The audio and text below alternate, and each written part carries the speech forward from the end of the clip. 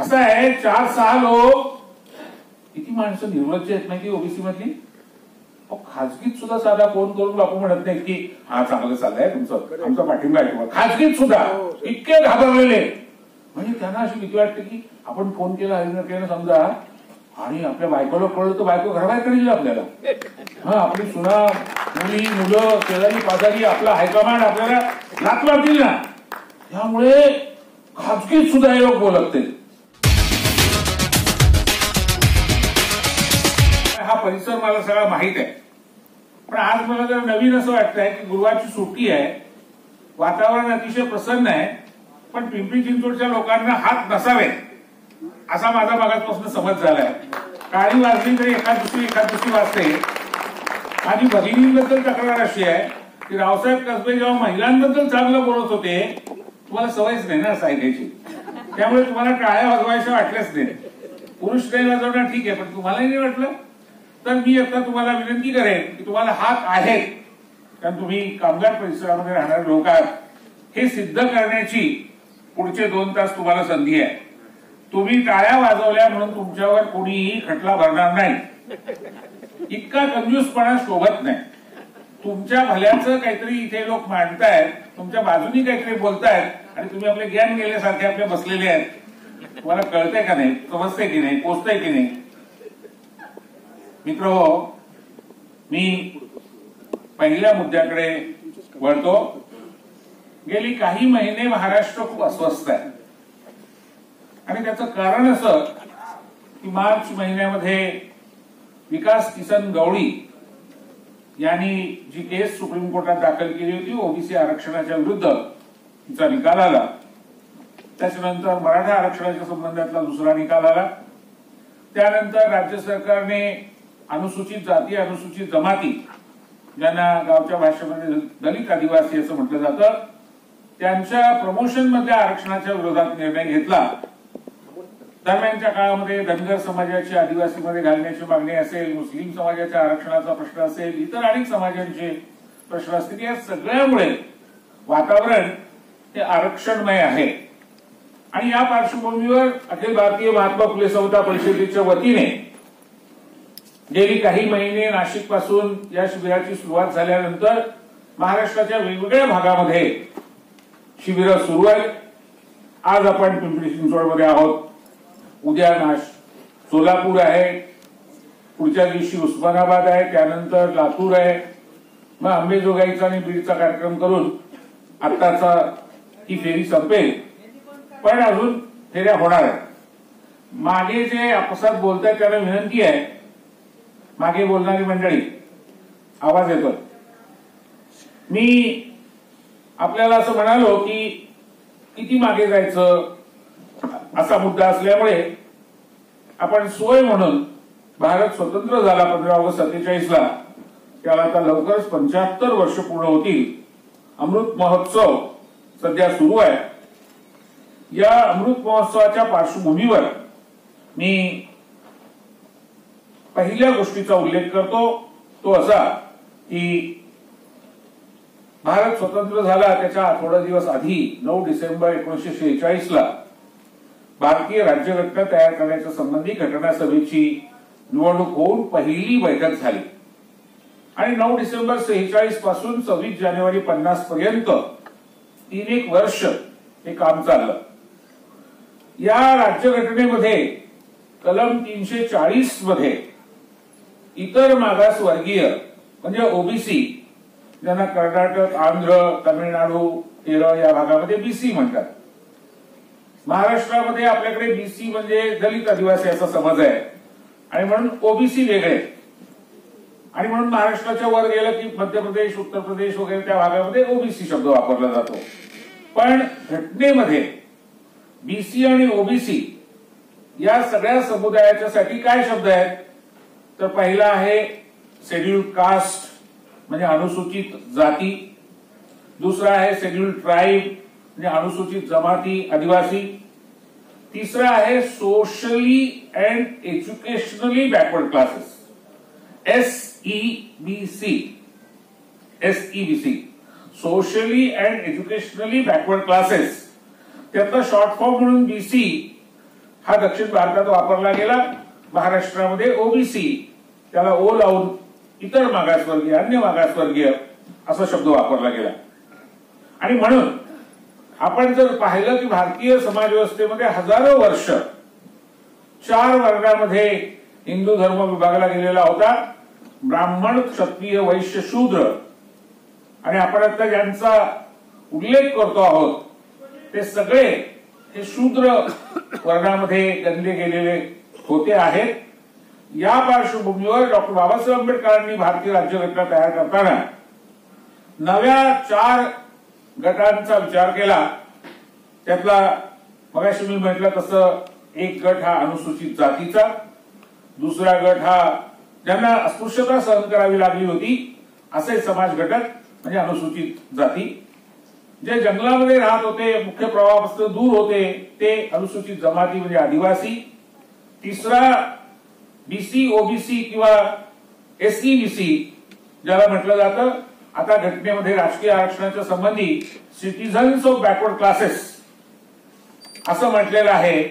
त्यामुळे वेगवेगळे शब्द जरी असले तरी ज्यांना मूळ व्यवस्थेमध्ये शूद्र मानलं गेलं होतं, जे बलुतेदार, अलुतेदार, कारू नारू आहे, त्यांच्या हातामध्ये कौशल्य आहे असे समाज घटक.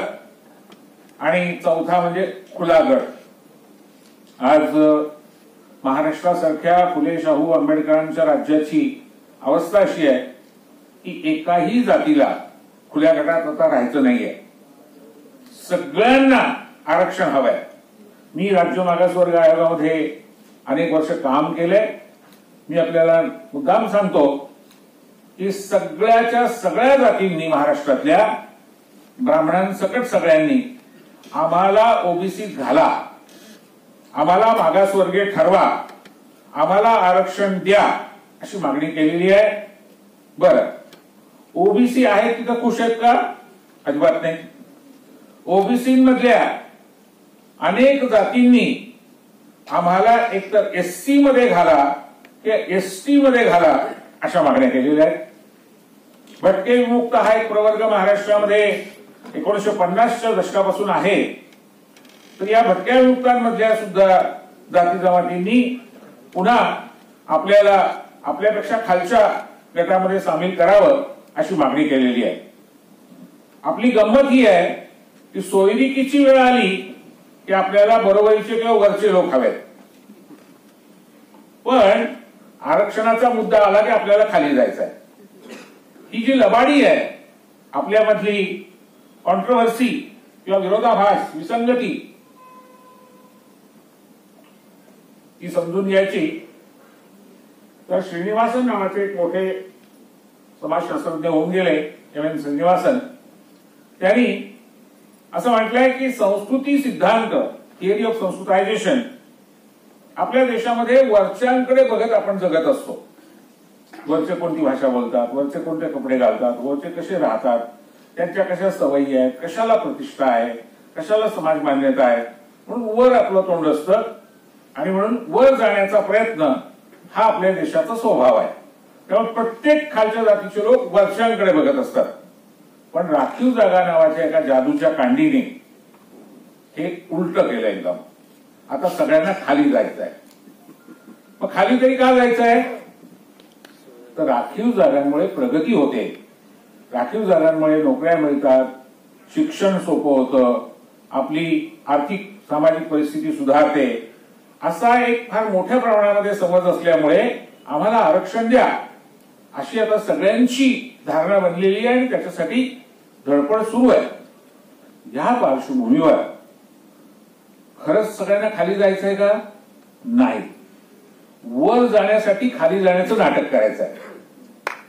आपली सगळ्यांची गंमत ही आहे की आपल्याला खरंच खाली नाही जायचं आहे. आपल्याला फक्त खाली जाण्याचं नाटक करायचं आहे. वर जाण्याचा पुन्हा आपला प्रयत्न आहेच. वर जाण्याचा प्रयत्न करण्यात काही चूक नाही, पण आपण हे सगळं जेव्हा करतो आहोत तेव्हा 75 वर्षापूर्वी राज्यघटनेमध्ये या संबंधीच्या तरतुदी करत असताना घटनाकार डॉक्टर बाबासाहेब आंबेडकर यांनी अनुसूचित जाती, अनुसूचित जमातींसाठी आरक्षण दिल्याच्या नंतर, त्यांच्यासाठी घटनात्मक संरक्षण दिल्याच्या नंतर ओबीसीसाठी सुद्धा तरतूद करण्याच्या दृष्टीने पहिलं पाऊल टाकलं ते म्हणजे 340 कलम.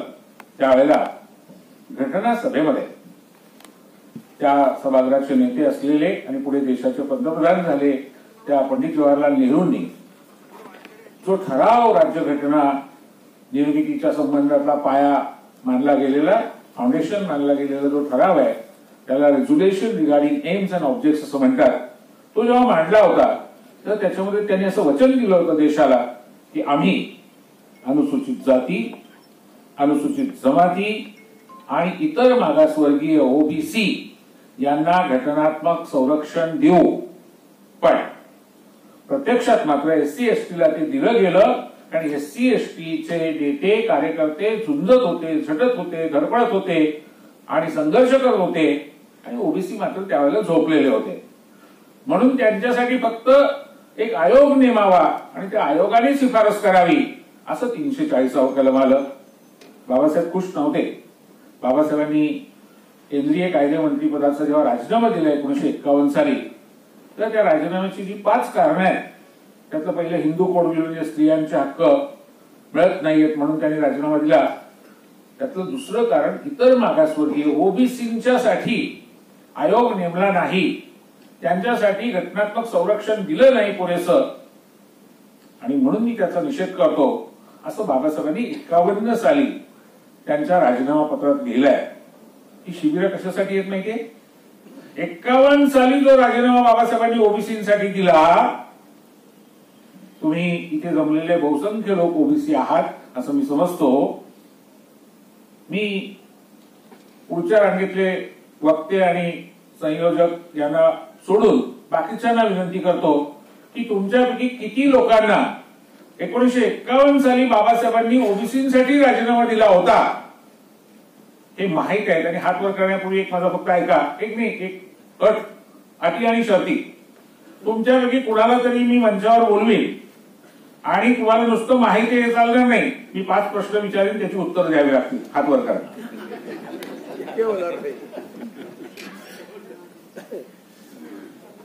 बापू जुरुंगेचा हात वर दिसतोय, संतोषचा हात वर दिसतोय, रवी सोनावणेंचा हात वर दिसतोय. मागे तुम्ही मास्क लावलेला सर्व चेहरा दिसत नाही. नाव काय तुमचं? तुम्ही हा नाव गायकवाड सरांचं आहे. धन्यवाद. मला आनंद आहे की 4 तरी हात वर आहे. मी पहिल्या रांगेतल्या लोकांना मुद्दाम वगळलं कारण ते मान्यवर लोक आहेत आणि त्यांची काही परीक्षा घेण्याची ही वेळ नाही आहे. तुमची मी परीक्षा घेतो असं समजू नका. ही शिबिरं का गरजेची आहे त्याच्यासाठी त्या संबंधात रावसाहेब कसबेंनी सांगितलं, पण मी त्याचा पुढे निघून धागा आपल्यासमोर मांडतो की अशा अनेक गोष्टी आहेत की ज्याची माहितीच आपल्यापर्यंत पोहोचलेली नाही.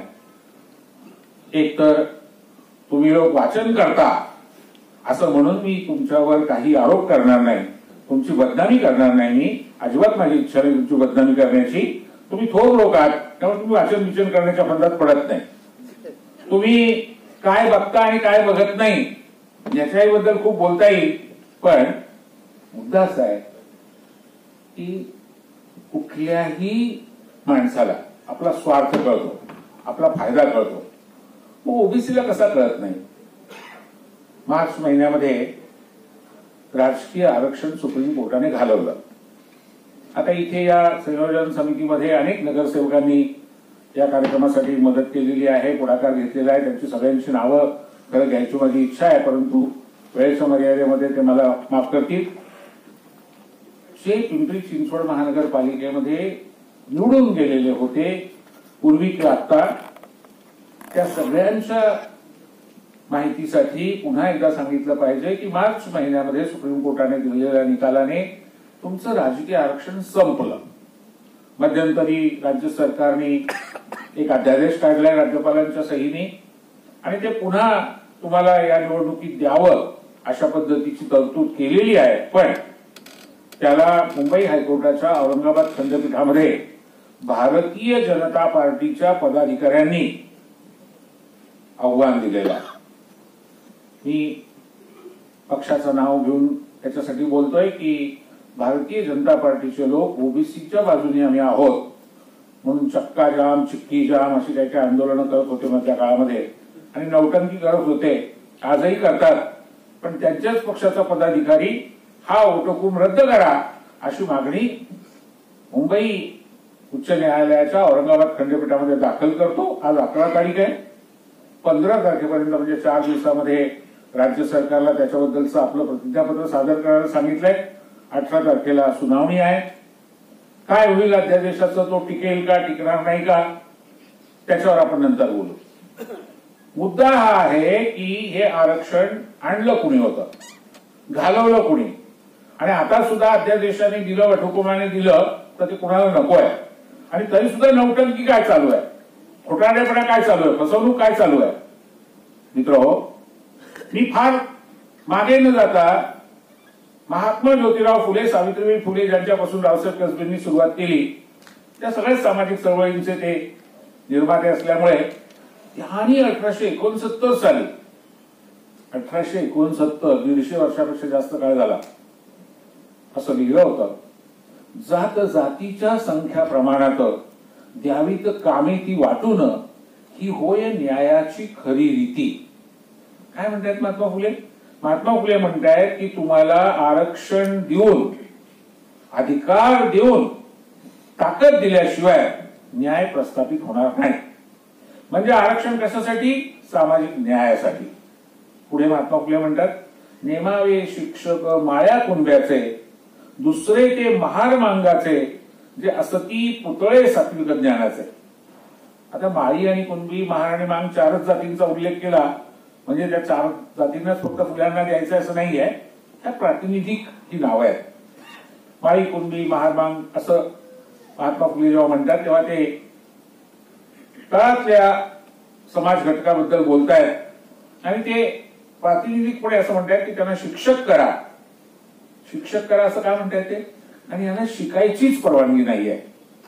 ज्यांना शिकायची परवानगी नाही ते शिकले पाहिजेत आणि शिक्षक पण झाले पाहिजेत, शिकवू शकले पाहिजेत. म्हणजे एका दगडात 2 पक्षी मारले.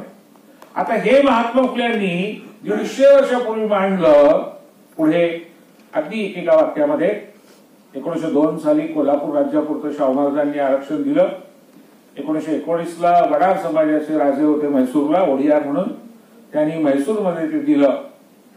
आणि 1932 साली राऊंड टेबल कॉन्फरन्सेस, त्याच्या आधीचं सायमन कमिशन, त्याच्या आधीचं साऊथ बोरो कमिशन, या सगळ्यामध्ये बाबासाहेबांनी ज्या लढाया केलेल्या होत्या त्या सगळ्याचा परिणाम म्हणून 32 साली ब्रिटिश सरकारने कम्युनल अवॉर्ड घोषित केला आणि शेड्यूल कास्टसाठी, अनुसूचित जातींसाठी आरक्षण दिलं. गांधीजींच्या उपोषणानंतर पुणे करार झाला आणि पुणे करारामध्ये जे स्वतंत्र मतदारसंघ आधी दिलेले होते ते राखीव झाले. त्या तपशिलात मला जायचं नाहीये, मला फक्त एवढंच सांगायचं आहे की अनुसूचित जातीच्या आपल्या बांधवांसाठी, भगिनींसाठी 32 साली जे मिळालं ते ओबीसींना मिळायला मात्र किती वर्ष लागली?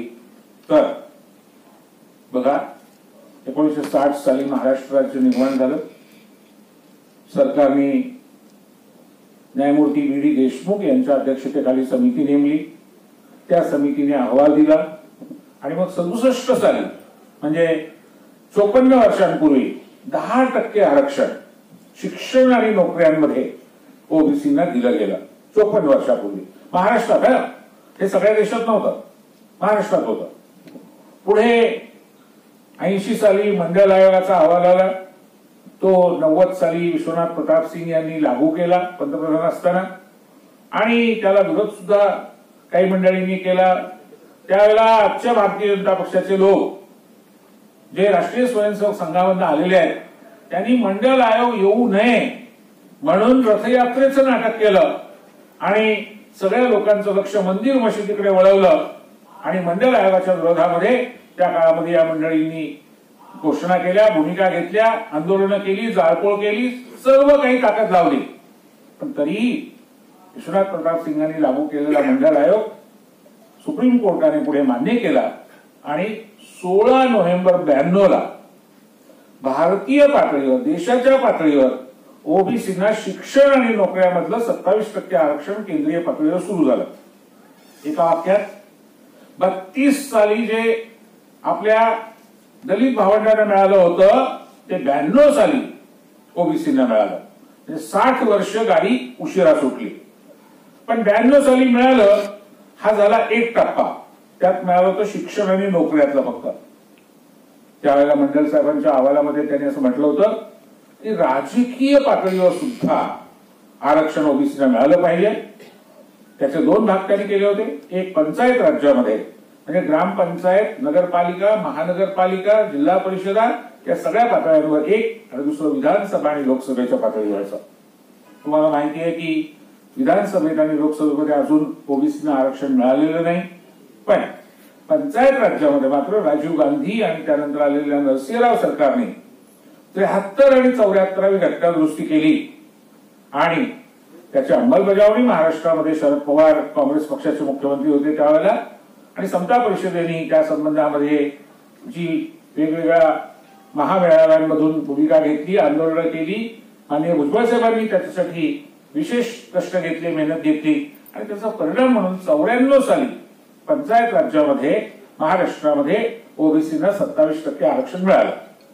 आता 94 साली 27% आरक्षण ओबीसीना राजकारणात मिळालं पंचायत राज्यापुरतं, आणि त्याच्या थोडे दिवस आधी 92 मध्ये हे शिक्षण आणि नोकऱ्यांमध्ये देश पातळीवर मिळालं होतं. ही झाली पार्श्वभूमी, हा झाला इतिहास. आता आपण पुढे येऊ. हे मिळाल्याच्या नंतर काय फायदा झाला मुख्य, तर पिंपरी चिंचवड सारख्या महानगरपालिकेमध्ये, पुण्यासारख्या महानगरपालिकेमध्ये ज्यांना आपण मिनी विधानसभा म्हणतो, मुंबई, ठाणे अशा ज्या मोठमोठ्या महापालिका आहेत तिथे ओबीसी मधल्या महिला, ओबीसी मधले आपल्या भावंडांमधले काही लोक हे नगरसेवक झाले, त्यातनं काही महापौर पण झाले, काही स्थायी समिती आणि इतर ठिकाणी पण गेले. त्या सगळ्यामधलं त्यांचं ट्रेनिंग झालं, राजकारणाचं शिक्षण झालं. सगळ्यात मोठी गोष्ट काय झाली तर ओबीसींना राजसत्तेची चव कळली, आणि राजकारण हे कसं, बाबासाहेब आंबेडकर म्हणाले पॉलिटिक्स, राजकारण ही गुरु केलेली आहे, सगळी कुलपं उघडतात तिने. महात्मा फुलेंनी त्याच्या आधी सरांनी सांगितलं आपल्याला की बाबासाहेब महात्मा फुलेंना गुरुच मानत होते. त्या महात्मा फुलेंनी पण असं लिहिलंय, सत्ते वाचून सकळ कळा झाल्या अवकळा. त्यामुळे राजकीय सत्ता ही महत्वाचीच असते. हे महात्मा फुलेंनी सांगितलं, बाबासाहेबांनी सांगितलं, महात्मा गांधींनी सांगितलं, नेहरूंनी सांगितलं, यात काही शंका नाही. पण त्यात ओबीसी, भटके विमुक्त, एसबीसी फारसे पडत नव्हते, ते पडायला लागले.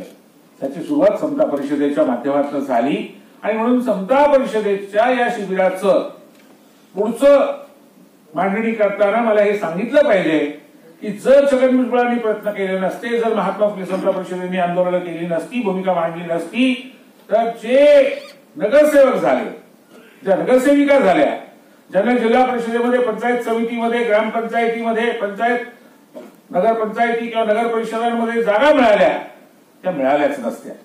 पण समता परिषदेचं भांडवल करावं किंवा त्याची जाहिरात करावी, त्याची ऍडव्हर्टाईज करावी, याच्यासाठी मी बोलत नाहीये.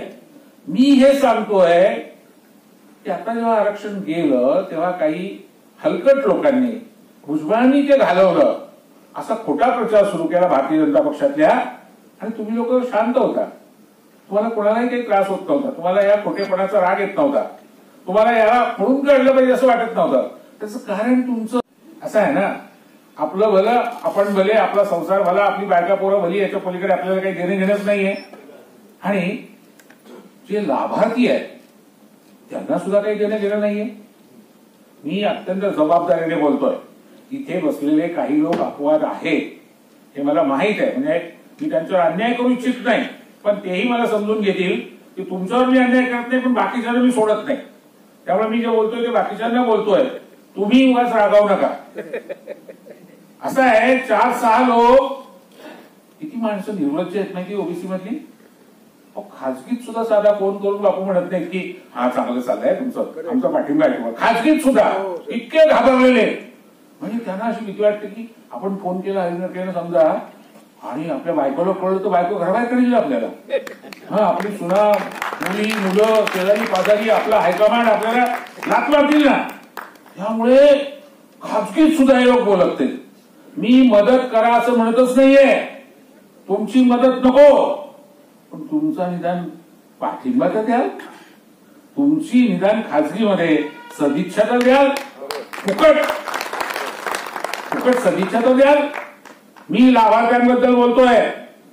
हरी नरके लाभार्थी नाही. आता भाऊ बापू जोगणे इथे बसलाय, तो मुद्दाम हडसरवरून आला इथे कार्यक्रमाला. तो सांगेल तुम्हाला की हरी नरकेने कधीही कसलंही आरक्षण घेतलं नाही, बायकोला घेऊ दिलं नाही. मला एकच मुलगी आहे, तिला सुद्धा घेऊ दिलं नाही. पण आरक्षणासाठी मात्र मी 80च्या दशकापासून तुरुंगापासून अनेक ठिकाणी चळवळीमध्ये भाग घेत आलोय. मी लाभार्थी नसून सुद्धा हे करत आलोय. आणि 3 लाख लोकांना आतापर्यंत पदं मिळाली. 3 लाख लोक नगरसेवक किंवा जिल्हा परिषद सदस्य किंवा पंचायत सदस्य झाले. म्हणजे 3 लाख कुटुंब लाभार्थी आहेत. आणि त्या 3 लाखामधले तिघी सुद्धा निघत नाही आहेत.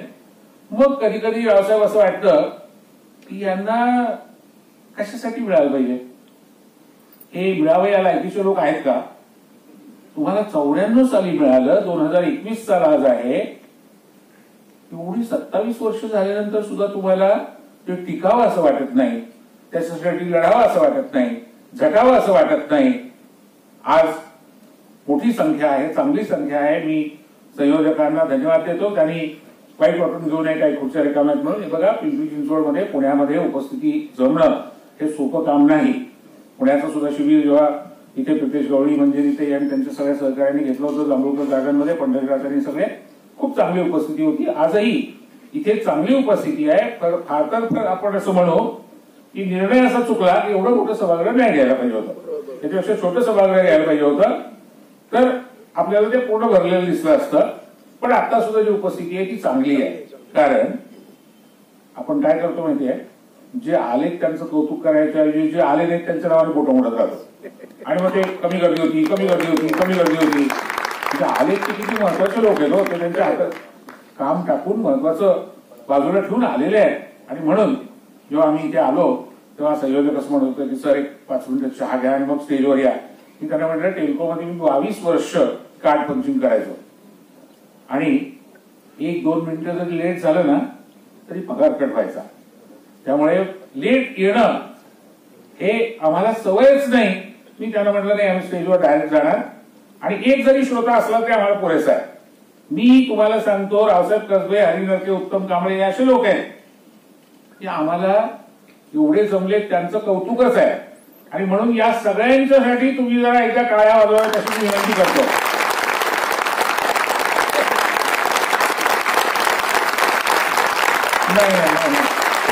नाही कदाचित ते खातात.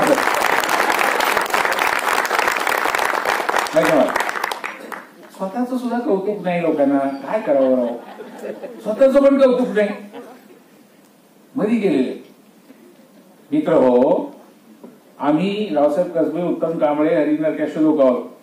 ते आम्हाला एकही श्रोता पुरेसा ठरतो, एक सुद्धा.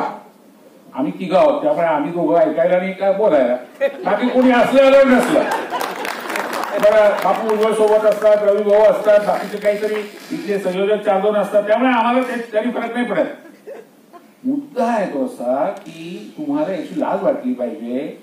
एवढ्या मोठ्या घडामोडी घडतायत आणि आपल्याला त्याचं काही देणं घेणं नाही. आमचे पीके महाजन आणि काही मित्र आहेत की जे सतत अस्वस्थ आहेत, सतत प्रयत्न करतायत, सातत्याने सर पिंपरी चिंचवडमध्ये आपल्याला काहीतरी घेतलं पाहिजे, आपल्याला करायला पाहिजे, आपल्याला बोललं पाहिजे.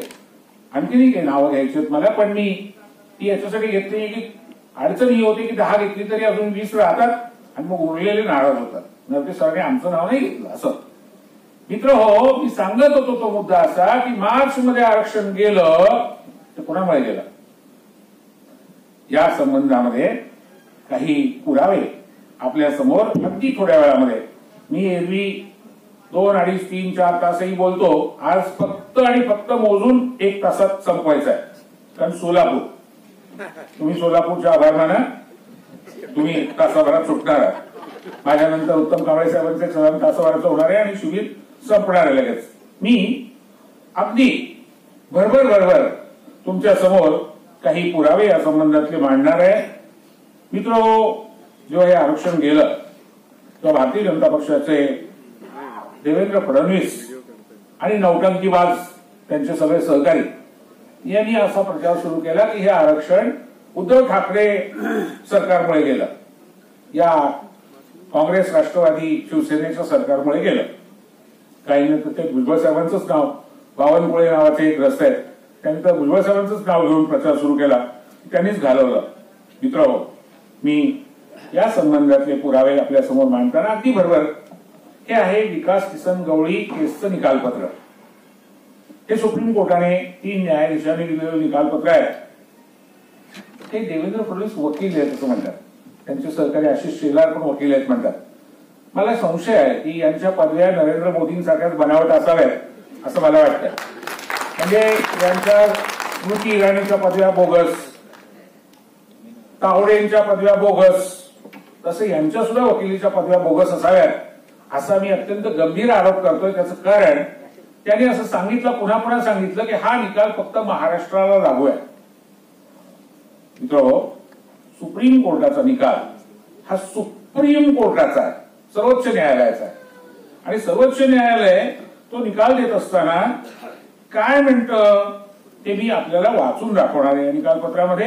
कारण हरिनिरकेला काय वाटतं, देवेंद्र फडणवीसांना काय वाटतं, किंवा आणखी कोणाला काय वाटतं ते आपण बाजूला ठेवूया. आपण सुप्रीम कोर्ट काय म्हणतं ते अतिशय स्पष्ट भाषेत बघूया. बघा, याचा 26 नंबरचा जो परिच्छेद आहे सुप्रीम कोर्टाच्या निकालातला, 26 नंबरचा 33 नंबरच्या पानावर सुप्रीम कोर्ट असं म्हणतं, बघा ऐका. धिस डायरेक्शन म्हणजे हा आदेश is being issued in the exercise of plenary power under article 142 of the constitution of India to do complete justice. तुम्ही तुमच्या घरी जर कुणाच्या राज्यघटनेची प्रत असेल, नसेल तर विकत घ्या, घरी असू द्या, अधूनमधून जरा मुलाबाळांना बघू द्या, बायका पोरांना बघू द्या, तुम्ही अधूनमधून चालत जा. कारण ज्या राज्यघटनेने तुम्हाला हक्क आणि अधिकार दिले, माणूस म्हणून तुम्हाला सन्मान दिला, त्या राज्यघटनेच्या कलम 142चा सुप्रीम कोर्टाने उल्लेख केलाय. त्याने असं म्हटलंय की त्या कलमात आम्हाला जे अधिकार मिळालेले आहेत त्या अधिकारांचा वापर करून आम्ही हा निकाल देतो आहोत. तुम्ही घरी गेल्यावर राज्यघटना काढा, 142 कलम वाचा, तुमच्या लक्षात येईल. त्यात असं म्हटलंय की या कलमाखाली सुप्रीम कोर्टाने दिलेला प्रत्येक निकाल संपूर्ण भारताला लागू होतो. टेरिटरी ऑफ इंडिया, संपूर्ण भारत. आता हे वकिलीच्या पहिल्या वर्षाला शिकवलं जातं. 3-3 वर्ष शिक्षण घेतल्याशिवाय वकील होत नाही. आमचं चंद्रशेखर भुजबळ आणि त्या कार्यकारिणीतले बरेच सदस्य आमचे वकील आहेत, ते सांगतील चुकत असेल माझं तर. पहिल्या वर्षाला दांड्या मारल्या होत्या काय देवेंद्र फडणवीसनी, आशिष शेलारनी, का मुळात काय मग दांड्या मारल्या होत्या? पदव्याच मुळात बोगस आहेत. कारण जे पहिल्या वर्षाच्या विद्यार्थ्यांना माहित असतं, विद्यार्थिनींना माहित असतं, ते सुद्धा या बोगस लोकांना माहित नाही. ते काय सांगतायत, फक्त महाराष्ट्रातला राखीव विभागाला गेल्यात, बाकीच्या देशातल्या गेलेल्या नाहीये. खोटं बोलतायत. कलम 142 परत सांगतो तुम्हाला, तुम्ही वाचून पहा घरी गेल्यावर घटनेचं 142 कलम वाचून पहा. आणि मी म्हणतोय ते बरोबर म्हणतोय की नाही ते खात्री करून घ्या. पुढे हे आरक्षण कुणामुळे गेलं असा मुद्दा उपस्थित करून सगळ्या देशातलं गेलंय, हा पहिला भाग मी सांगितला. दुसरा भाग, जेव्हा ठाकरे सरकारने अशी भूमिका घेतली की केंद्राने जी 2011 साली 11, 12, 13, 14 मध्ये जी ओबीसी जनगणना केलेली आहे, जी व्हावी म्हणून समीर भुजबळांनी संसदेमध्ये ठराव मांडला होता, गोपीनाथ मुंडेंनी त्याला पाठिंबा दिला होता, आणि भुजबळ साहेबांनी कॅम्पेन करून, लॉबिंग करून 100 खासदार सगळ्या पक्षांचे त्याच्या मागे उभे केले होते आणि संसदेचं कामकाज बंद पाडलं होतं या मागणीसाठी. आणि म्हणून मनमोहन सिंग सरकारने, सोनिया गांधींनी निर्णय घेतला जनगणना करायची, आणि तो ती केली. स्वातंत्र्यानंतर पहिल्यांदा ओबीसीची जनगणना 2011 ते 14च्या काळात झाली. ती आकडेवारी जी आहे, ती आकडेवारी आम्हाला द्या असं जेव्हा भुजबळ साहेबांनी, ठाकरे सरकारने मागितलं, स्वतः मुख्यमंत्री मोदींना भेटायला गेले, तर देवेंद्र फडणवीसांनी लवाडी सुरू केली की नाही त्याचा संबंधच नाही, ती मागू नका, ती नको आहे, राज्य सरकारने आकडेवारी जमवायची आहे. आता हे देवेंद्र फडणवीस नावाचे नौटंकीबाज गृहस्थ, मी तुम्हाला सांगतो, एकदा नवाब मलिकांच्या कौतुकासाठी टाळ्या वाजवा. कारण या माणसाने इतके कपडे काढले, त्यांचे इतके कपडे काढले. काल म्हणाले की नाही आता मला यांच्या नादी लागायचं नाही. तुम्हाला मी बडाई म्हणून सांगत नाही, पहिल्यांदा ते मला यांच्या नादी लागायचं नाही असं कोणाच्या बाबतीत म्हणाले माहितीये. मी स्वतःचं कौतुक करतो असं कृपा करून गैरसमज करून घेऊ नका. मला तसं बोलायची परवानगी द्या, तुम्ही परवानगी द्याल असा मला विश्वास वाटतो. तुम्ही नाही दिलं तरी मी बोलणार हा वागेल.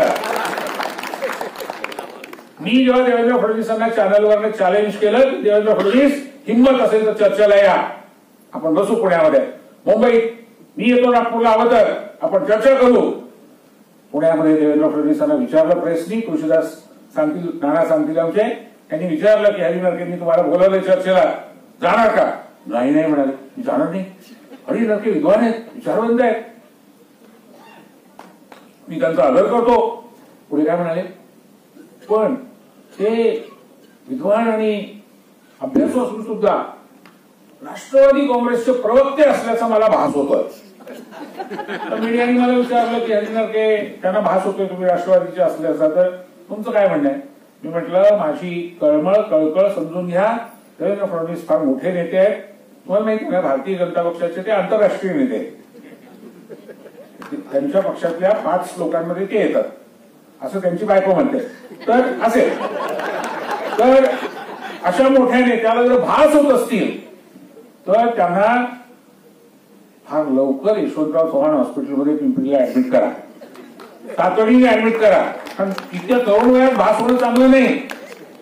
या माणसाला भास होणं योग्य नाही. डॉक्टर बसलेले आहे तिथे, सांगतील तुम्हाला, चुकत असेल माझं तर.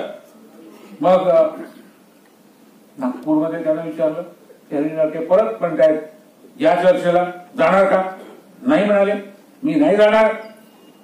आणि मग तेव्हा मी त्यांना असं आव्हान दिलं होतं की आम्ही नागपूरला येतो. आणि मी तुम्हाला अत्यंत नम्रपणाने सांगतो, रावसाहेब कसबे, उत्तम कांबळे, मी, बापू भुजबळ, रवी सुनावणे, आम्ही सगळे नागपूरला गेलो आणि राष्ट्रीय स्वयंसेवक संघाच्या कार्यालयाच्या समोर तिथे आम्ही कार्यक्रम घेतला, तिथे प्रेस कॉन्फरन्स घेतली आणि तिथे प्रश्न विचारले. नाही आतापर्यंत त्यांनी उत्तर दिलेलं आहे, काय प्रश्नाचं देणार नाही. आणि आता दुसरा माणूस नवाब मलिक निघालाय की ज्याच्या प्रश्नांची उत्तर नाही त्यांच्याकडे. काल त्यांनी पळून जायची भूमिका घेतली, नाही नाही नाही नाही मी यांच्याशी कुस्ती खेळलो, चुकलंच माझं. त्यांनी वाईट शब्द वापरले, पण त्याच्यात सुद्धा चोरी कशी आहे बघा. त्यांनी जे वाक्य ट्विटरवर वापरलंय ते देवेंद्र फडणवीसांचं स्वतःच नाहीच आहे, ते जॉर्ज बर्नार्ड शॉ नावाच्या लेखकाचं आहे. मी इथं सुद्धा चोरी स्वतःच म्हणून वापरलं. तर मित्र हो, विषयांतर झालं, माफ करा. मी तुम्हाला सांगतोय की भारतीय जनता पक्षाचे लोक असं म्हणतायत, देवेंद्र फडणवीस आणि नौटंकी बाज त्यांचे सगळे लोक म्हणतायत की केंद्र सरकारकडे मागू नका, त्यांचा संबंध नाही. हा फडणवीसांच्या खोटारडेपणाचा एक पुरावा. देवेंद्र फडणवीस मुख्यमंत्री असताना त्यांनी त्यांच्या लेटर हेडवर मुख्यमंत्री म्हणून सही शिक्क्याने पत्र लिहिलंय मोदी सरकारला. हे पत्र आहे 1 ऑगस्ट 2019चं. काय विषय आहे? Regarding socio economic caste census 2011 data requirement. 2011च्या जनगणनेमधली आकडेवारी द्या. आता एक खुलासा करतो, दर 10 वर्षांनी आपल्याकडे जनगणना होते. ब्रिटिश इथे आल्यानंतर 1871-72 पासून ही सुरुवात झाली. 1871-72 पासून 1931 पर्यंत जातनिहाय जनगणना होत होती. 41 साली दुसरं महायुद्ध चालू होतं, सगळी यंत्रणा, सरकारी यंत्रणा ही महायुद्धात अडकली होती, त्यामुळे जनगणनेचं काम नीट झालं नाही. त्यावेळेला काही जातवार जनगणना झाली नाही आणि 51 साली आपण स्वतंत्र झालो होतो. आणि म्हणून 48-49 साली सेन्सस ऍक्ट आला, जनगणनेचा कायदा आला आणि त्या कायद्यान्वये SC ST ची जनगणना ही जातवार आणि जमातवार होईल, पण बाकीच्यांची मात्र एकत्र होईल अशी भूमिका त्यावेळेच्या सरकारने घेतली. आणि त्यामुळे 51, 61, 71, 81, 91, 2001, 2011 आणि आता 21 ची जी व्हायची आहे ती, या सगळ्यामध्ये ओबीसीची जनगणना झाली पाहिजे अशी मागणी आपण करत आलो. पण सरकारने ती मानली नव्हती. ती 11 साली पहिल्यांदा मानली. पण इथे नीट समजून घ्या, गोंधळ नको. 2011 सालची जी नेहमीची जनगणना झाली त्यात ही आकडेवारी जमा केलेली नाही, ती वेगळी. आणि 2011 साली वेगळी, ज्याला विशेष जनगणना म्हणा किंवा नेमक्या शब्दात सांगायचं तर सोशिओ इकॉनॉमिक कास्ट म्हणजे सामाजिक आर्थिक जात जनगणना, इंग्रजीमध्ये सोशिओ मधला एस, इकॉनॉमिक मधला ई, कास्ट मधला सी आणि सेन्सस मधला सी, म्हणून सेक SECC 2011 ही आकडेवारी आम्हाला द्या असं खुद्द देवेंद्र फडणवीसांनी पत्र लिहिलंय. ह्या लबाड लोकांना तुम्ही विचारलं पाहिजे की केंद्राकडे मागू नका म्हणता, तर मग तुम्ही का मागितलं होतं? तुम्ही का पत्र लिहिलं होतं?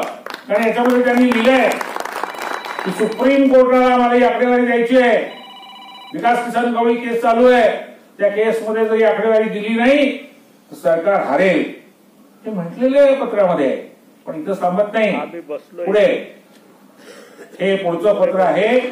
त्यानंतर 15 दिवसांनी लिहिलेलं पंकजा मुंडेंनी, समाज कल्याण, त्या ग्रामीण विकास मंत्री होत्या, समाज कल्याण मंत्री त्यावेळेचे थावरचंद गहलोत आणि समाज कल्याण राज्यमंत्री महाकवी थोर चारोळीकार पाठवले गुरुजी, त्यांना आपले मित्र आहेत सगळ्यांचे, ते थोर कवी आहेत, महाकवी आहेत, ते कविता म्हणत फिरत असतात सगळीकडे, चट्ट्यापट्ट्यांच्या कपडे घालून विदूषकासारखं आपलं चालू असतं सगळं, आणि मित्र आहेत ते, मला त्यांच्याबद्दल फार आदर आहे.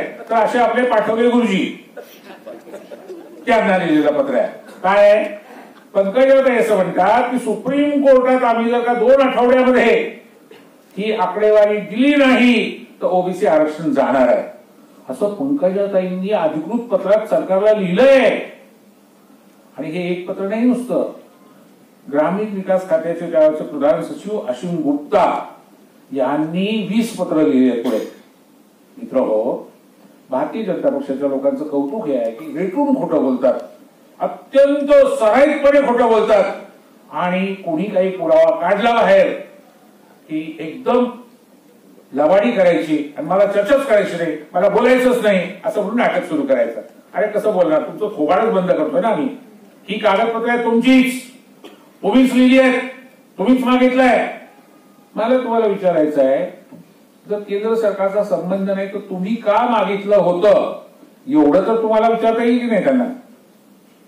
तुम्ही अजून तुमचे चेहरे इतके कोरे, तर तुम्ही कसले विचारायला जाता डोंबल्याला? तुम्हाला स्वतःला कळलंय का नाही, पटलंय का नाही असं संशय, म्हणून मी उजेड ठेवा म्हणालो, चेहरे बघायचे मला. काय आहे माहितीये का की तुम्ही इतके भोट लोक आहात की तुम्ही कुणाला मतं देता? तुमच्या शत्रूंना, तुमच्या विरोधकांना, तुमचं नुकसान करणाऱ्यांना. राष्ट्रीय स्वयंसेवक संघ, ज्याचं पिल्लू भाजप आहे, त्या राष्ट्रीय स्वयंसेवक संघाचा कार्यक्रम आहे आरक्षण मुक्त भारत. सर्व प्रकारचं आरक्षण रद्द करायचं आहे.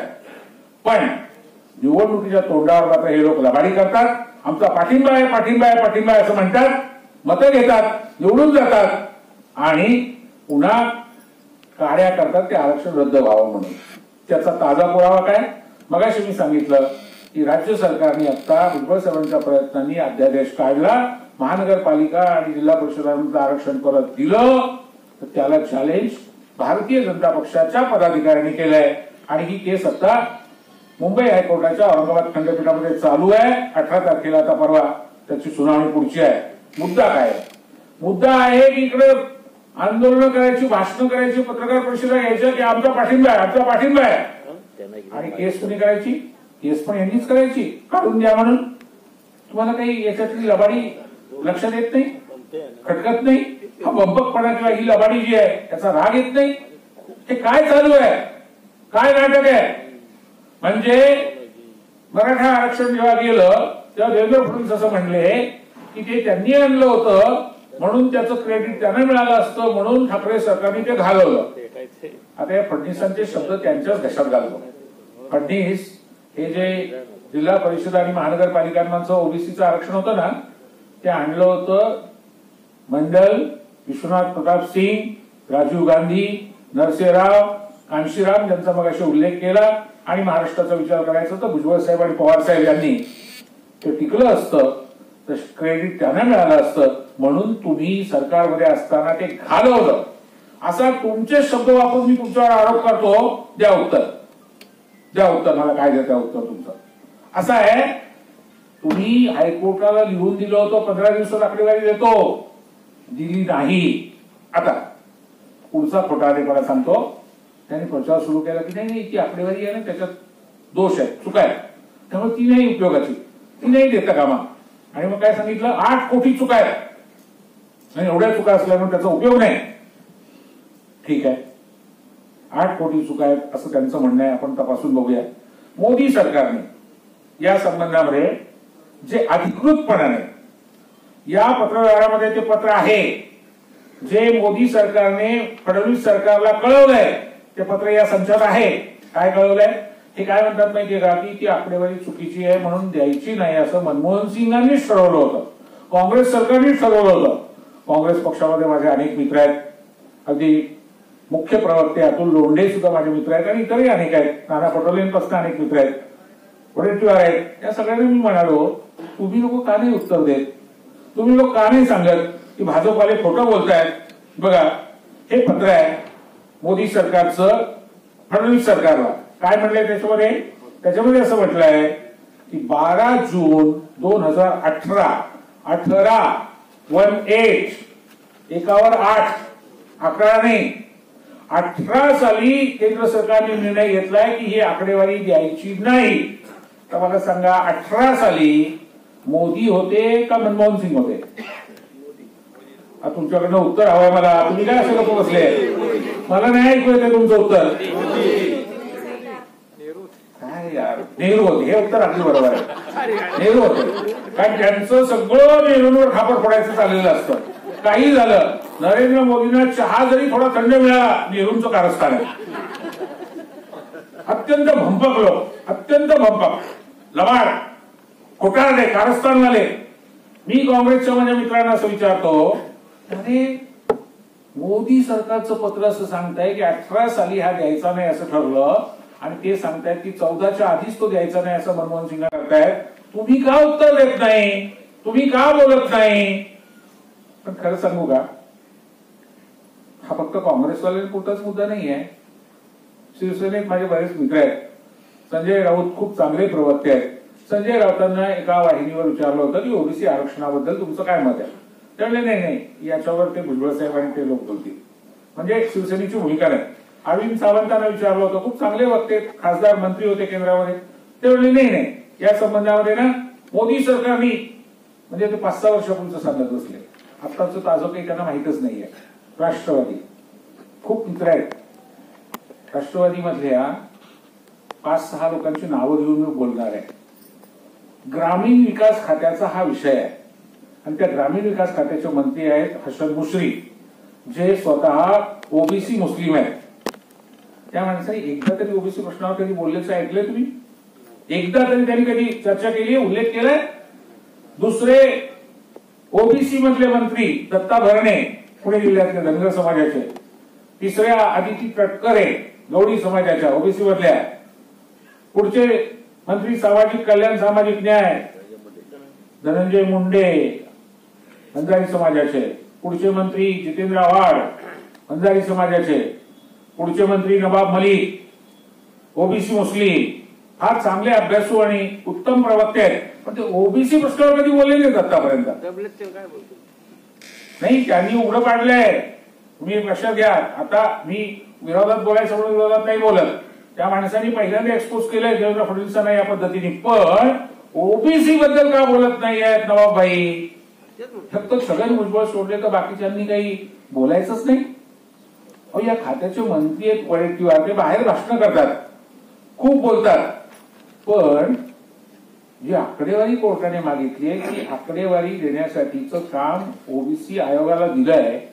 त्या आयोगाने याच्यासाठी किती खर्च लागेल, किती कर्मचारी लागतील याचा प्रस्ताव जो मंत्रिमंडळाला सादर केलाय, मंत्र्यांना सादर केलाय, वडेट्टीवार साहेबांनी अजून ती फाईल पुढेच पाठवली नाहीये. म्हणजे फक्त भाषण करत बाहेर फिरायचं, मंत्र्यांनी काम पण करायचं असतं ना. किंबहुना मंत्र्याचं काम बोललं पाहिजे. तुम्ही म्हणाल हरिनाथे, तुम्ही एकदा नक्की ठरवा तुम्ही कोणावर विरोधात, कोणाच्या आहात आणि कोणाच्या बाजूनी आहे. सांगतो ना तुम्हाला, मी ओबीसीच्या बाजूनी आहे आणि जे ओबीसीच्या विरोधात आहेत त्यांच्या विरोधात मी आहे. तुमचा काही गैरसमज झाला काही हरकत नाही. होय, छगन भुजबळ एकटे लढतायत, आम्ही त्यांच्या बाजूने आहोत. पण ते सोडून बाकीचे गप्प आहेत, काहीच बोलत नाहीये, त्यांची जबाबदारी नाहीये. ओबीसीची मतं नको का लोकांना? आता निवडणुका आहेत पुण्याच्या, पिंपरी चिंचवडच्या लवकरच. तुम्ही दोन गोष्टी पाळल्या पाहिजेत. एक तर ओबीसी मध्ये बनावट सर्टिफिकेटच्या आधारे जी घुसखोरी चालू आहे त्यांचं काय करायचं, आणि दुसरं ज्यांना कुणाला तुम्हाला मतं द्यायची असतील ते ओबीसीच्या प्रश्नावर जागृत आहेत का, ओबीसी बद्दल बोलतायत का, ओबीसी बद्दल लढतायत का. ते जन्माने ओबीसी असतीलही, पण नुसतं जन्माने ओबीसी हे काही पात्रता होत नाही. 3 लाख लोक, मी सांगितलं 3 लाख घराणी आतापर्यंत याची लाभार्थी आहे, आणि तिघं सुद्धा जर लढत नसतील आणि बोलत नसतील, काय जाळायचे, काय चाटायचे, काय करायचं त्यांचं. 56,000 लोक आहेत आज पदावर. एकट्या महाराष्ट्रामध्ये किती पदावर आहेत? 56,000. 56,000 मधले 56ला सुद्धा काही त्रास होत नाहीये. म्हणजे शब्द वापरता येत नाहीत, स्टेजवर बोलताना काही सभ्यता पाळावी लागते, काही बंधनं असतात. पण फुल्या खालची खुर्ची काढली गेली तरी पत्ता नाही, तरी त्रास नाही, तरी काही देणं घेणं नाही. मित्र हो, या लोकांची पदं गेली याचं दुःख मला नाही, माझं दुःख वेगळं आहे. यांचं जे प्रशिक्षण होत होतं ते बंद होईल, आणि प्रशिक्षण जर बंद झालं तर राजसत्तेचा अर्थ कळणं, राजकारणाचं महत्व कळणं आणि विधानसभा आणि लोकसभेकडे जाण्याचा रस्ता इथून तयार होतो तो बंद होणार. आज तुम्हाला सांगतो, भुजबळ साहेबांच्या, गोपीनाथ मुंडेंच्या आणि या सगळ्यांच्यामुळे एक बदल असा झाला की जे ओबीसी कधीही विधानसभेला तिकीट मागत नव्हते, लोकसभा तर फार लांब, ते तयार व्हायला लागले आणि तिकीट मागायला लागले. मालक लोक हादरले, आणि त्यामुळे ओबीसीचं आरक्षण काढून घ्यावं हे फक्त आरएसएसचं आणि भाजपचंच कारस्थान आहे असं नाही. मालक कुठल्याही पक्षात असू द्यात, त्यांना सुद्धा तुमचं नकोच आहे. मग ते अ पक्षात असतील, ब पक्षात असतील, क पक्षात असतील, ड पक्षात असतील. सवाल येतो असा की तुम्हाला तुमच्या समाजाला आरक्षण हवंय, चांगली गोष्ट आहे, पण इतरांचं घालवायचं हा काय प्रकार आहे? इतरांचं घालवायचंय का, इतरांचं संपवायचंय का? ते जे मिळालंय ते सुद्धा त्यांना न्याय पद्धतीने मिळालंय का? ओबीसीची लोकसंख्या मंडळ आहे म्हणतो 52%, आरक्षण दिलं 27%, भरलंय 4%, म्हणजे 52%ना 4% मिळालं. अजून बाकीचं खालीच आहे. पण 52%ला 52 का नाही? तामिळनाडूमध्ये ओबीसी 50% आहे, 50% आरक्षण त्या सरकारने दिलेलं आहे. ओबीसी 50%, 50% आरक्षण. तामिळनाडू, तुम्हाला माहिती आहे तामिळनाडू हे देशातलं फक्त ओबीसीच्या बाबतीत नाही, संपूर्ण विकास, इंडस्ट्रियल डेव्हलपमेंट, शिक्षण, आरोग्य, रोजगार या सगळ्यामध्ये नंबर 1 राज्य आहे देशात. महाराष्ट्राच्याही पुढे तामिळनाडू, हे मी जाहीरपणाने सांगतो. त्याचं कारण त्यांनी आदिवासींची जेवढी संख्या तेवढं त्यांना दिलं, दलितांची जेवढी संख्या तेवढं त्यांना दिलं, ओबीसींची जेवढी संख्या तेवढं दिलं. न्यायाची भूमिका त्यांनी घेतली, आणि म्हणून आता तामिळनाडू पॅटर्न लागू करा अशी खरं म्हणजे ओबीसींनी मागणी करायची गरज आहे. मित्र हो, ही जनगणना जी आहे तिची काय गरज आहे याच्या संबंधामध्ये अगदी थोडक्यामध्ये आपल्या समोर बरोबर मांडतो. झालं असं की जेव्हा 94 साली हे आरक्षण आलं, राजकीय आरक्षण, तेव्हाच कृष्णमूर्ती नावाच्या माणसाने कर्नाटक मधल्या याला आव्हान दिलं, त्याच्या विरुद्ध याचिका केली. ओबीसीचं ज्ञान इतकं महान की मंत्री सुद्धा बोलताना, भुजबळ साहेब नाही, बाकीचे नाव नाही सांगत, ते बोलताना कृष्णमूर्ती साहेबांनी निकाल दिला असं म्हणतात. म्हणजे कृष्णमूर्ती हा याचिकाकर्ता आहे का न्यायमूर्ती आहे हे सुद्धा माहित नाही. विद्यमान मंत्र्यांना बरं का, मी नाव नाही घेत, इतकी बॉम्ब आहे. वेगवेगळ्या पक्षाचे प्रवक्ते, परत नाव नाही घेत, मित्रच आहे तो सगळे, काय करायचं, लोणचं घातलं पाहिजे ना त्यांचं. त्यांना मी फोन करून सांगतो की अहो सर, तुम्ही परवा आमच्या चॅनलवर बोलताना असं म्हणला ते कृष्णमूर्ती न्यायमूर्ती नव्हते, ते आव्हान देणारी याचिकाकर्ते होते. हो का? बरं बरं बरं झालं तुम्ही सांगितलं. नक्की साहेब, तुम्हीच आमचे मार्गदर्शक. तेवढ्या कुठं आपलं बोलून वेळ निभावण्याची पुढे. मला दुःख नाहीये, पण एक वेदना तुम्हाला सांगतो ती अशी आहे की इतकी लढाई एक हाती लढल्यानंतर सुद्धा जर तुम्हाला काहीच पडलं नसेल ना, मी माझ्यापुरतं सांगतो, मला कधीही नगरसेवक होण्याची, आमदार होण्याची, खासदार होण्याची इच्छा नाही, नव्हती, नसेल, आहे तिथे मी खुश आहे. कशासाठी लढतोय, कशासाठी तळतळ चालू आहे? तुम्हाला माहितीये देवेंद्र फडणवीसांना अंगावर घेणं म्हणजे काय आहे? तुम्हाला माहितीये भारतीय जनता पक्षाच्या विरुद्ध अशी भाषा वापरणं म्हणजे काय आहे? आरएसएसच्या विरुद्ध बोलणं म्हणजे काय आहे? तुम्हाला नसेल माहिती कदाचित, मला माहिती आहे, कारण मी सदाशिव पेठेत शिकलोय. त्यामुळे ते कोण लोक आहेत, काय लोक आहेत, त्यांची काय ताकद आहे ते माहित आहे. आणि तरीही आम्ही लढतोय. आणि तुम्हाला जे फायदे घेणारे लोक आहेत त्यांना पडलेलंच नाहीये, काही पडलेलंच नाहीये. मित्र हो, तुम्ही म्हणाल परत तुमची गाडी तिथंच येते, चला पुढे जाऊ द्या. मला माहिती आहे गेल्यानंतर आपलं फेसबुकवर RIP लिहिणार, आणि नक्की गेला बरं झालं, RIP तेवढं मात्र आपलं करायला तयार झालंय. नाही तसं नाही नरके साहेब, हे तर कंटिन्यू राहिलं पाहिजे. तुमच्या माहितीनुसार सांगतो की ह्या पिंपरी चिंचवड शहरात बनावट कुणबीचा पहिला निकाल जो लावला तो आम्ही लावलेला आहे ओबीसीच्या. धन्यवाद तुमच्यासाठी. 5 नगरसेवक घालवलेत आम्ही. मनापासून टाळ्या वाजवा. ही लढाई खरंच कठीण आहे, अवघड आहे. फरांदे म्हणून होती, त्यांनी हे लढली. आणि दत्ता तुम्हालाही माहिती आहे, तुमच्या बरोबर मी काम केलं. हो दत्ता भाऊ आमचा लवकर गेला बिचारा, खूप छान कार्यकर्ता. अनिता ताई आणि सगळेच आमचे लोक. बघा, मी राष्ट्रीय स्वयंसेवक संघाचा आरक्षणमुक्त भारताचा अजेंडा असं म्हणालो, त्याचा पुरावा मी तुम्हाला वाचून दाखवतो. कृष्णमूर्ती साहेबांनी दाखल केली केस आणि आरक्षण रद्द करा म्हटलं. त्याचा निकाल आला 2010 साली, 94 सालची केस. पण तो निकाल आला त्याच वेळेला सुप्रीम कोर्टाने असं म्हटलं की जनगणनेची सगळी माहिती, त्याला इम्पिरिकल डेटा आणि इम्पिरिकल इन्क्वायरी असे शब्द त्यांनी वापरले. म्हणजे काय? शिक्षणाविषयीची माहिती, मागासलेपणाच्या विषयीची माहिती, घरांबद्दलची माहिती, नोकऱ्यांबद्दलची माहिती, आर्थिक परिस्थितीची माहिती. ते RSS वाले काय करतात म्हणजे शब्दाचा घोळ घालतात, शब्दच्छल करतात आणि आपण एकदम गडबडून जातो. नाही, जनगणना नको. अविनाश ठाकरे म्हणून माळी समाजातले कार्यकर्ते RSSचे तिकडे नागपूरला, अत्यंत लबाड माणूस, ढोंगी आणि खोटारडा माणूस, RSSचा एजंट. आणि मग काय करतो तो? नाही जनगणना नको, जनगणना. अरे काय जनगणना नको? या निकालपत्रामध्ये सुप्रीम कोर्टाने स्पष्टपणे म्हटलंय की जनगणनेची आकडेवारी राज्य सरकारला हवी असेल तर राज्य सरकार केंद्राकडे मागू शकतं. तसं राज्य सरकारने याचिका केलेली आहे. ती याचिका सुप्रीम कोर्टाने स्वीकारलेली आहे. सुप्रीम कोर्टामध्ये आपलं म्हणणं मांडायला 1 महिन्याचा वेळ मोदी सरकारने मागून घेतला. नंतर म्हणणं सादर केलं आम्ही देणार नाही. का? चुकाय. मी त्याच्याकडे येण्याआधी तुम्हाला हा RSSचा लेखी पुरावा दाखवतो.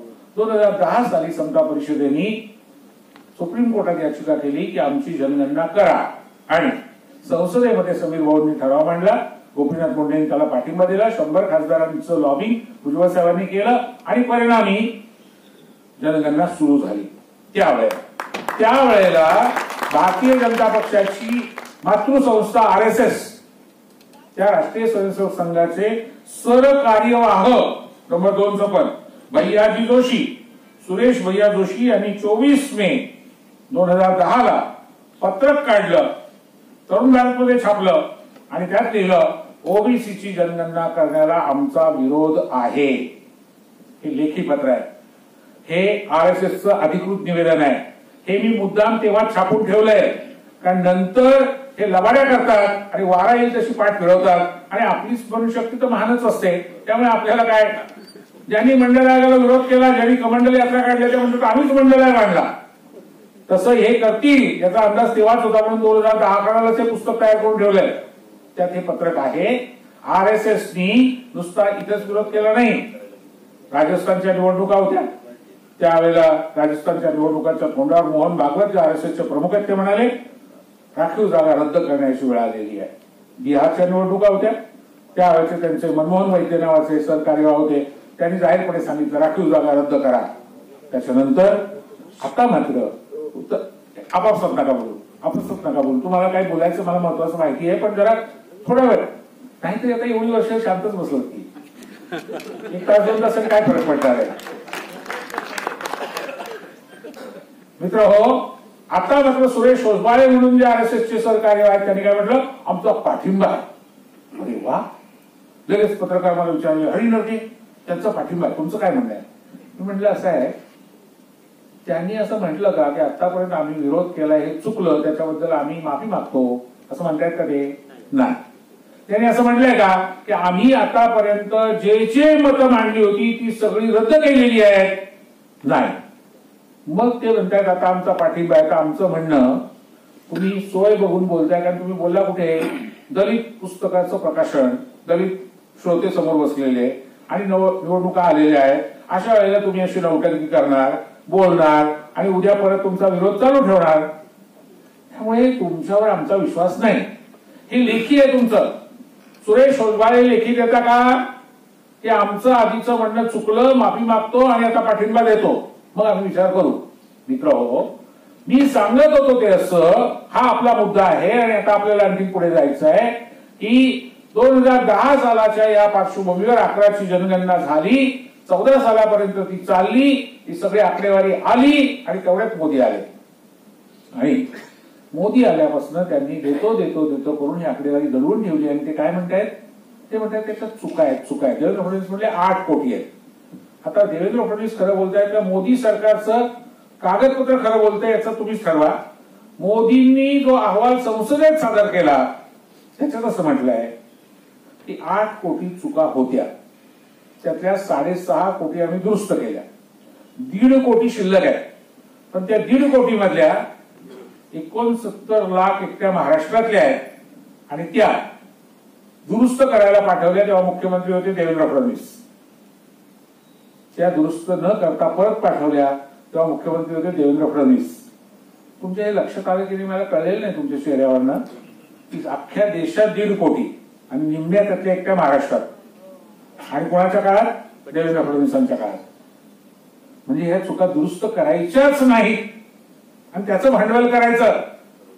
कसं आहे माहिती का, तुमचा जनगणनेला विरोध होता, त्यामुळे कोढ्याला द्राक्ष आंबट, आधीच ठरलं होतं तुमचं याला विरोध करायचा, त्यामुळे चुकायत चुकायत चुकायत बोंब मारताय तुम्ही. त्या चुका तशाच दुरुस्त न करता ठेवल्या तुम्ही. आणि आता पुढचं 130 कोटी लोकांच्या जनगणनेमध्ये जर का 1.5 कोटी चुका असतील तर हे प्रमाण 1% आसपास आहे, कमी जास्त आहे 1%. आणि 1872 सालापासून जी जनगणना होते त्याच्यामध्ये 10% चुका अलाउड आहेत, मान्य आहेत. त्या असतातच, कारण हा देश हजारो जाती, असंख्य प्रांत, तुम्हाला माहिती आहे भारतामध्ये 6000 भाषा आहेत. तुमचा एकटा पिंपरी चिंचवड जरी घेतला ना तर इथे इतक्या प्रांतातून लोक आलेले आहेत. आणि सरकारी कर्मचारी जाणार आणि त्यांना विचारणार मराठीमध्ये किंवा हिंदीमध्ये किंवा इंग्रजी, फार फार 3 भाषात विचारणार. इथला तेलुगू असेल, इथला कन्नड असेल, इथला आणखी पुणे असेल, त्याची बायको असते किंवा त्याची मुलं असतात, त्यांना काय हिंदी इंग्रजी मराठी येतच असं नाही, ते उत्तर देणार, हा लिहून घेणार. तर अशा आदिवासी पट्ट्यात गेल्यावर काय होत असेल, भटक्या लोकांच्या पालावर गेल्यावर काय होत असेल, तुम्ही कल्पना करा. त्यामुळे मी चुका राहाव्यात असं नाहीये, या मताचं नाहीये, पण चुका असू शकतात हे मान्य झालेलं आहे आणि हे जगात मान्य आहे. त्यामुळे तुम्ही ती आकडेवारी देत नाही हे काही बरोबर नाही. बरं, ती आकडेवारी देत नाही हे तरी खरं आहे का? नाही. ही आकडेवारी ओबीसीच्या विरोधासाठी मोदी सरकारने वापरली आहे असं हरी नरके नाही म्हणत आहे. मोदी सरकारने जे ऍफिडेव्हिट आता सुप्रीम कोर्टात सादर केलंय त्याच्यात असं म्हटलंय की ही आकडेवारी आम्ही उज्ज्वला योजनेपासून अनेक ठिकाणी वापरलेली आहे, वापरत आहोत. हे लोक किती निर्लज्ज आहेत बघा. पुढे म्हणतात चुका आहेत म्हणून देत नाही. मग चुकीची आकडेवारी का वापरताय? चुकीची आकडेवारी वापरून तुम्ही लोकांची फसवणूक करत नाही का? हे प्रश्न आहेत, हे प्रश्न विचारावे लागतील. पण प्रश्न विचारण्यासाठी तुम्हाला माहित असेल म्हणून ही शिबिरे आहेत मित्रांनो. खरं म्हणजे तपशिलामध्ये खूप काही बोलता येण्याजोगं आहे, परंतु मला स्वतःला असं वाटतं की आजचा दिवस महत्वाचा जरी असला तरी हा काही चर्चेचा शेवटचा दिवस नाही. आपल्याला पुन्हा पुन्हा बोलावं लागेल, पुन्हा पुन्हा बसावं लागेल, पुन्हा पुन्हा या संबंधीचे जे मुद्दे आहेत त्याच्याबद्दलची चर्चा घेऊन त्याच्यातले निरसनं करावी लागतील. ही चर्चा आपल्याला चालू ठेवावी लागेल. मी या ठिकाणी थांबत असताना मी माझे मित्र उत्तम कांबळे यांना दी जंटलमन्स प्रॉमिस दिलेलं की 1 तासात मी थांबणार. आणि माझ्या घड्याळात 1 तास झालेला आहे, म्हणजे होतोय तो 2 मिनिटांमध्ये. त्यामुळे मी शब्द पाळणारा कार्यकर्ता असल्यामुळे माझं आणखीन बरंचसं बोलायचं असलं तरी तुम्हाला एक खरं सांगू का, पुण्याच्या शिबिरात मंजिरीताई तुम्हाला माहिती आहे, तुम्ही होतात संयोजनामध्ये आणि समोर बसले, 4 तास बोललो होतो तरी संपलंच नव्हतं. त्यामुळे तसं संपणार नाहीच आहे. आज काही महत्वाच्या प्रश्नांना हात घातला आणि 2 मिनिटाची शेवटचे त्याच्यात फक्त 2 गोष्टींचा उल्लेख करतो आणि थांबतो. न्यायमूर्ती रोहिणी यांच्या अध्यक्षतेखाली मोदी सरकारने एक आयोग नेमलेला आहे. त्या आयोगाने काय काम करायचं आहे? ओबीसीचे तुकडे करायचे. मोदी सरकारने त्यांना सांगितलं 3 तुकडे करा. या रोहिणीबाई एवढ्या राजनिष्ठ त्यांनी 4 तुकडे सुचवले. तुमच्या माहितीसाठी सांगतो, त्यांचा अंतरिम अहवाल आलेला आहे, इंटरनेटवर आहे, वाचा. त्यांनी असं सांगितलंय की ओबीसी मधल्या ठराविक जातींनी सगळं खाल्लेलं आहे, त्यामुळे त्यांना आता इथून पुढे मिळता कामा नये. कोणत्या कोणत्या जाती आहेत त्या? माळी, धनगर, वंजारी, तेली, कुणबी या जातींना इथून पुढे ओबीसीचं आरक्षण मिळता कामा नये असं रोहिणीबाईंच्या अंतरिम अहवालामध्ये त्यांनी म्हटलेला आहे. तो अहवाल इंटरनेटवर आहे. मित्रहो, 27% आरक्षणातलं फक्त 2% तुम्हाला द्यावं, 2 असं त्यांनी म्हटलेलं आहे. आणि उरलेलं जे 25% होतं 27 मधलं, त्याचा 1 तुकडा 9%चा, 1 तुकडा 6% अशा पद्धतीने 4 गटामध्ये त्यांनी विभागणी केली आहे. आणि त्यात छोट्या छोट्या जातींना द्यावा असं म्हटलंय. बघा, छोट्या जातींना मिळणार असेल तर आपला काही विरोध नाही, सगळ्यांना मिळायला हवं, हे सगळ्यांचं आहे. पण खरी गोष्ट वेगळी आहे. तेवढंच फक्त 1 मिनिटात सांगतो थांबतो. छोट्या छोट्या जातीच्या लोकांना मिळालं पाहिजे, बरोबर आहे, पण त्या जातीतले कार्यकर्ते तयार नसतील आणि ते जर का दावा करायला जाणार नसतील तर त्या जागा रिकाम्या राहतात आणि त्या खुल्या गटातनं भरल्या जातात. मी अनेक ठिकाणी इंटरव्ह्यू पॅनलवर काम करतो. आमच्याकडे जर का छोट्या समूहातले उमेदवार आलेच नाही तर आम्ही असं लिहितो, suitable candidate is not available. योग्य उमेदवार मिळत नाही म्हणून जागा रिकामी ठेवा असं आम्ही लिहितो आणि ती खुल्या जागेतनं भरली जाते. म्हणजे तुमच्या छोट्या जातींचं नाव करून खुल्या गटातल्या लोकांना ते मिळावं हे कारस्थान चालू आहे. आणि हे नुसतं एकच नाही, कारस्थान अशी खूप कारस्थान आहे. मुद्दा आहे तो असा की रोहिणी आयोगाला तुम्ही आमचं नुकसान करण्यासाठी ही आकडेवारी दिली आणि आमच्या आरक्षण वाचवण्यासाठी मात्र देत नाही म्हणता.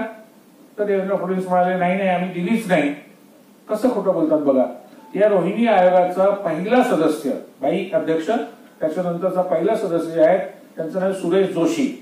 या सुरेश जोशीने व्यक्ती म्हणून किंवा नाव व्यक्तिगत म्हणून नाही सदस्य केलेलं, ते आरजीआय आहेत. आरजीआय म्हणजे registrar general of India, census commissioner, ज्यांच्याकडे ओबीसीची आकडेवारी आहे त्यांच्या ताब्यात ती आहे म्हणून त्यांना तिथं नेमलंय. आता मला सांगा, ज्यांच्या ताब्यात आकडेवारी आहे त्यांना तुम्ही पदावरून बाय पोस्ट तिथं घेतलंय ती आकडेवारी देण्यासाठी, आणि बाहेर काय सांगताय तुम्ही? आम्ही देत नाही, आम्ही दिली नाही, आम्ही दिली नाही. आणि तुम्ही सुद्धा हो ते म्हणतात दिली नाही. तुम्हाला सांगतो, शेवटचा प्रश्न विचारतो आणि थांबतो. लोक मला विचारतात मोदी सरकार का देत नसेल. मी म्हणलं हे बरं आहे, उद्या तुम्ही मला विचाराल की मोदी साहेबांनी यशोदाबाईंना का सोडलं, तर तुम्ही त्यांना विचारलं पाहिजे ना.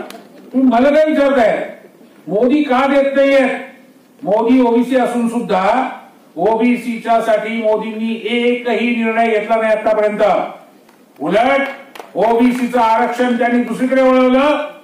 नुसतं वळवलं नाही, ओबीसीचं बजेट सुद्धा, या वर्षीचं बजेट काढून बघा, ओबीसीला मुळातच दिले पैसे खूप कमी, पण ते सुद्धा उच्च जातींच्या गरिबांच्या नावावर तिकडे वळवले, ज्याला ईडब्ल्यूएस म्हणतात, इकॉनॉमिकली विकर सेक्शन. म्हणजे उच्च जातीतले श्रीमंत लोक आणि उच्च जातीतले गरीब लोक, तर त्या गरिबांना ओबीसीचं आमचं म्हणणं काय आहे, त्यांना द्या, त्यांना द्या, पण त्यांचं वेगळं द्या ना. आमच्या ताटातलं का त्यांना देत आहे? पण त्याच्यासाठी बजेट तिकडं वळवलंय हे माहिती असण्यासाठी तुम्ही बजेट तर वाचलं पाहिजे ना.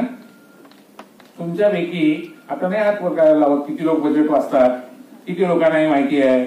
मित्र हो, अशा खूप गोष्टी आहेत. अहो हे इतके खोटारडे लोक आहेत. त्यांनी आता एक भारतातल्या कर्तबगार स्त्रियांवर पुस्तक प्रकाशित केलं. त्याच्यामध्ये गंमत तुम्हाला सांगतो, 39 महिलांची माहिती आहे आणि त्या 39च्या 39 एकाच जातीच्या आहेत. पण या कर्तव्याचं वाटतं का हो की सावित्रीबाई फुलेंना वगळून भारतातल्या स्त्रियांचा इतिहास लिहिता येऊ शकतो? कधीच नाही. मग सावित्रीबाईंना त्याच्यात स्थान नाही, अहिल्याबाई होळकरांना त्यात स्थान नाही, जिजामातेला त्यात स्थान नाही, डॉक्टर रखमाबाईंना त्यात स्थान नाही, रमाबाई आंबेडकरांना त्यात स्थान नाही. आणि तरीही आपण लोक शांत आहोत. तेव्हा मित्र, माझं भाषण तुम्ही शांतपणे ऐकून घेतलं याच्याबद्दल मी आभार मानतो. आणि तुमच्या झोपेमध्ये तुम्हाला थोडासा त्रास दिला याच्याबद्दल माफी न मागता शांत झोपा, असेच झोपा, आणखीन 700 वर्ष झोपा. धन्यवाद. मी जय ज्योती म्हणतो, तुम्ही जय ओबीसी म्हणायचं आहे. जय ज्योती. थोडस बरं आहे, 35%. जय ज्योती. थोडं आणखीन बरं आहे. जय ज्योती.